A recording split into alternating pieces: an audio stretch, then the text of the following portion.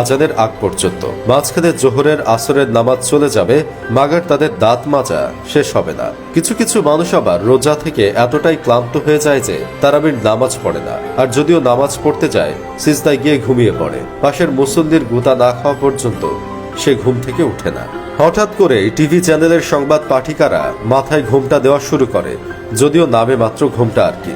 তাছাড়া রমজান মাস আসলে কিছু লিচু টাইপের প্রেমিকদের খুব অসুবিধা হয়ে যায়। ওরা গার্লফ্রেন্ডের সাথে মোবাইলে দুষ্ট মিষ্টি কথা বলতে পারে না। যদি ভুলবশত গার্লফ্রেন্ডকে ফোনে চুমু খায়, তাহলে গার্লফ্রেন্ডের একটার পর একটা ছাড়ি দিলে তো আমার রোজাটা হালকা করে, বেটা তুই ফাউল, লাচ্ছা সেমাই, আরো কত কি।